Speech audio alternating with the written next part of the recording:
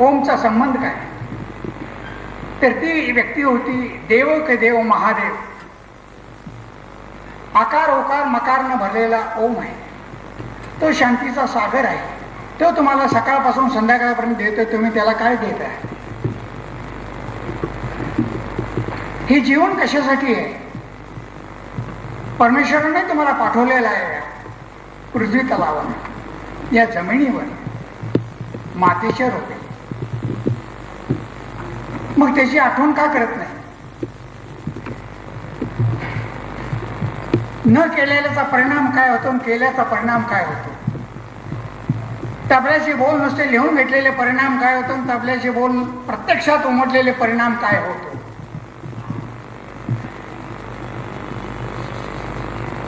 महादेवजी म्हणतात देव के देव महादेव, अरे तू माझ्या जवळ ये, माझ्याशी एकरूप हो. मग नमस्कार करायला सांगेन त्या पिंडीला. पिंडीमध्ये ज्योतीचा अंश आहे, परमेश्वराचा अंश आहे. त्याला ओमनी लपट. हे कसं लपटायचं मी तुला सांगतो, परंतु माझा परिचय काय आहे ते बघ. तसं गुरुचा परिचय शिष्याने बघावा.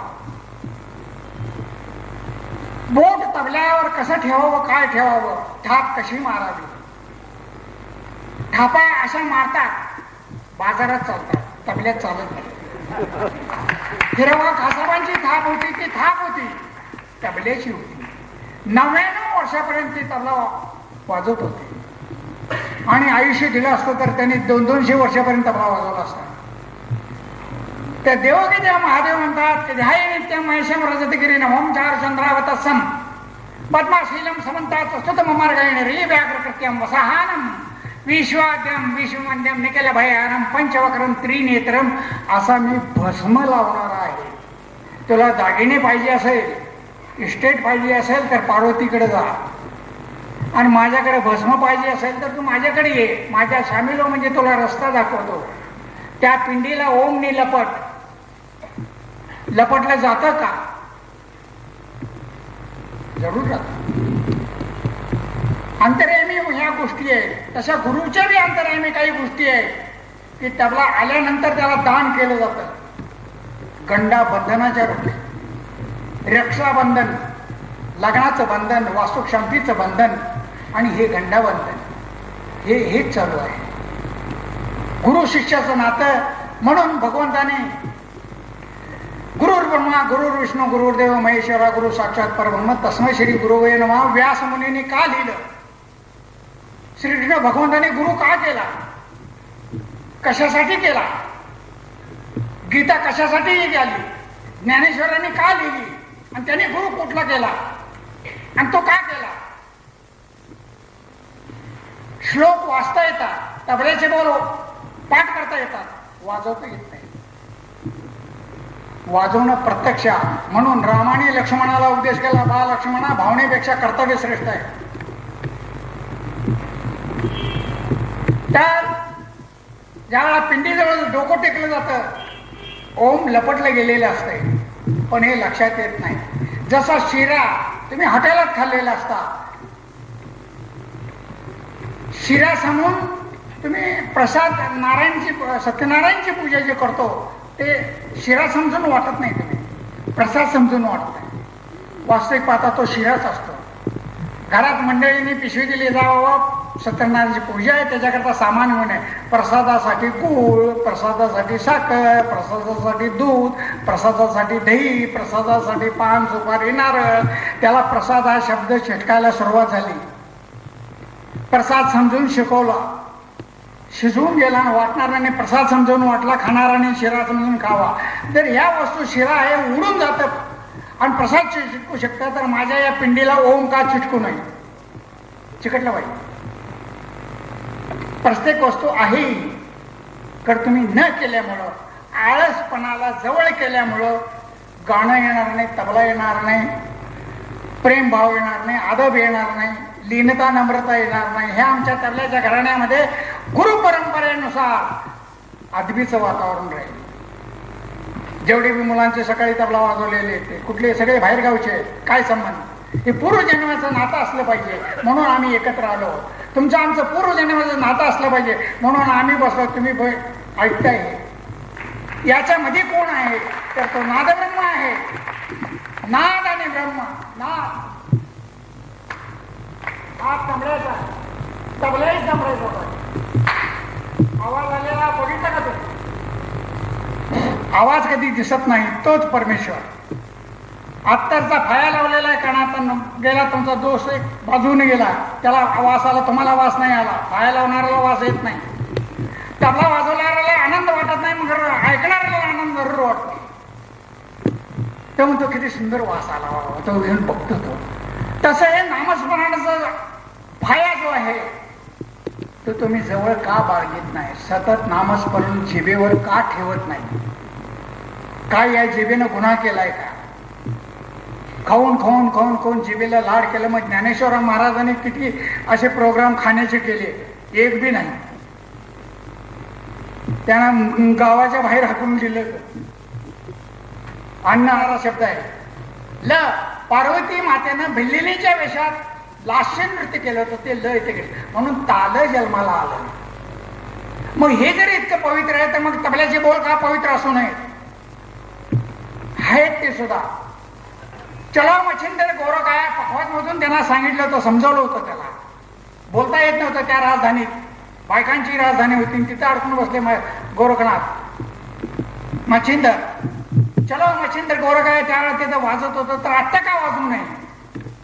लगन नाही, मनाची एकता नाही, मन दगडाचं पाहिजे. तबला जर जगामध्ये प्रसिद्ध झाला व्हायचा असेल तर त्याने मनाला एक जातीचं दगडाचं रूप धारण करायला पाहिजे. ह्याचा सर्व सूत्रधार मन आहे. गुरुजींनी सांगितलं की खापरू मामाचं मला आठवण्यात आलं. प्रोफेसर देवधर ते त्यांच्याकडे गेले होते ते, आणि देवधरांनी मला सांगितलं असेल जे खापरू मामा होते, आणि त्यांनी मला असं दाखवलं. ते म्हणले 1 2 असं करून ते मात्र यायचे. हे कुणाला कळणार? कारण जग हे बेतालाच्या लयला निघालेलं असतंय, तालाच्या लयला कमीच. मग त्याला कळणार नाही. ते रूप घेतलं आणि सहज वाचता वाचता मंडळी जसे बाजूला आता बसाय तसंच घरात बसलो होतो. म्हटलं असं आलेलं आहे, त्यांनी केलं, आपण काय ते म्हणजे काय बोलली की काहीतरी जगात असं काहीतरी करून दाखवा की ज्याचं तुमचं नाव आहे. ठीक आहे म्हणे, चांगला धडा दिला. म्हणजे आपली अर्धांगिनी, प्रत्येकाची अर्धांगिनी काहीतरी चांगला धडा देत असते, तर आम्ही त्याची पारख करायला पाहिजे. हे का उद्देशाने बोलले, कसे बोलले, त्यासाठी ती जी उपमा जी मिळाली त्या आधारे एक 19 वर्ष 9 दिवस लागले मला करायला. हे दात सगळे गेलेले. तोंड एका वेळा एक काम करता, एका वेळा 2 काम करणार तोंड पाहिलं का तुम्ही? हा पाय एक काम करतो, एका वेळा 3 काम केलेलं पाय पाहिलं का? हा पाय 3 काम करतो, हे हात 3, हा हात 3, तोंड 2 आणि मुंडकं 1. हे 16 रीतिसिद्धी आहे. ह्याच्यात माणूस पागल होतो या तर खलास होतो. ज्या वेळा श्लोक असतात, जसं कुलवल्लाहु अल्लाहु समदला म्हणजे तुम्हाला मिळलं तुम्हाला मग एक लोक पुन्हा ओम नमः शिवाय, ओम नमः शिवाय, याच्यात काय फरक आहे? काहीच नाही, सगळे एकच आहे. ईश्वर एक आहे म्हटलं तर सगळंच एकच आहे. ह्याची आराधना सुरू झाली. हे मला आलं पाहिजे, तू मार नाही तर तोड. म्हणजे मनाची जी हिंमत आहे ती असावी लागते. गुरुकृपा असावी लागते, जनतेची कृपा असावी लागते. तर तुम्हाला जे काही मिळतं त्याच्यात एखादा घास गरिबाच्या तोंडी द्यावा. ती दुवा मिळत असते. दुवा सर्वश्रेष्ठ. औषधं अनेक असतात, तर दुवा एक असते. तर त्याचं पालन तुम्ही करा. परमेश्वर तुम्हाला सुखी अगोदर ठेवते, नंतर आम्हाला. आम्ही रियाज करून घरात तबला वाजवायचा काय उपयोग नाही त्याचा. आम्ही घरात रियाज करतो, हाल अपेष्टा सहन करतो, तुमच्या पुढं आम्ही येऊन बसतो. का बसतो? की तुमचे मन आनंदित व्हावे, कलेचं खरं रूप तुम्हाला कळावं, तुम्हाला आनंद मिळावा म्हणून आम्ही आले. तुम्हाला ज्यावेळेला आनंद मिळतो त्यावेळेला आम्हाला मिळतो. आम्हाला अगोदर आनंद नाही आहे. म्हणून जे आरती करतात तुम्ही करता, आम्ही बी तबल्यातनं आरती करतो. श्रवण सुंदर नाम गणपती ज्ञाननाथ गजानन दे धृतधान धृत धागन धागते दिग्दिग लंबोदर एकदन श्याम सुंदर मदन मोहन भेषधर लीलहार की मुकुट कुंडल बंसरी तज श्याम से बन सुंदरी नयन कजरा माति बिंदिया भांग में सिंदूरी कानों में बाली मुझमुके नाक नतनक बेसरी. राधेला श्रीकृष्ण भगवान सांगतात तू रुसलीस रुस तिकडं, तर माझ्या मनातली राधा आहे समोर आली बघ ही ज्यावेळा बघते त्यावेळा ती हडबडते आणि ते आपला स्वभाव सोडून जवळ येते. स्वतः श्रीकृष्ण भगवंताने राधेचं रूप भेटले, काव्य तयार झाले, बोल तयार झाले. त्यावेळेची बोल अशी होती. आता 2 मात्रेचा कायदा, 3 मात्रेचा कायदा. त्यावेळेला 64 मात्रेचा 32 मात्रेचे कायदे होते. आता लवकर तबला, आज तबला विकत घ्यायचा, दुसऱ्या दिवशी शिकायला जायचं, 4 दिवस शिकले की 5व्या दिवशी तबला क्लास म्हणून बोर्ड लावायचा. कसं शक्य? अजून मी एवढं शिकलो, एवढं शिकलेलं, अजून मला अजून तबलाही कळला नाही. बघा म्हणजे किती मोठं अंतर आहे. तबला अजून आलेला नाही, अजून त्या विचारात मी असतो की मला तबला का जाईल. तर गुरुजनांची कृपा, हे गुरु आम्हाला भेटले. आमच्या खासाबांचे पहिले शिष्य खासाबाने यांच्या मनात भरवलं, जा बेटा याद करायला काय तुम हजर हो जा. खासाबांनी पाठवलंय. पंढरीनाथ नागेशकर आहे, गोव्या घराण्याचे प्रमुख तबलजी आहे, आज तायक आहे. खापरू मामांना ओळखतात, त्यावेळेचे तबलजी लोकांना ओळखतात. चांगल्या चांगल्यांच्या साथसंगती करणारे व्यक्ती आणि त्यांचे चिरंजीव आहेत. ते काय वैभव नागेश्वर त्यांचा तबलाही आहे. आता तर बोलण्यामध्ये करण्यामध्ये काही चूक झाली असेल तर मला सांभाळून घ्यायचं. आणि विद्यार्थ्याजनाने मनमोहन कुंभारे, इतर आमची मुलगी आहे एम सुवर्णा, या सगळ्या लोकांनी, प्रमुख लोकांनी, गुरु असे बरेचसे आहेत, त्यांनी सगळं सहकार्य करून मला ह्या स्थानावर अर्पण केलं. त्यांच्या मनामध्ये परमेश्वराने ती भूमिका घातली म्हणून मला इथेपर्यंत पोचलो आम्ही. असे आमचे विद्यार्थी पोचावे, परंतु बोलायची भूमिका कमी करून रियाज करण्याची भूमिका सतत जवळ बाळगावी. काही चुकलं असेल सांभाळून घ्यावे. नमस्कार.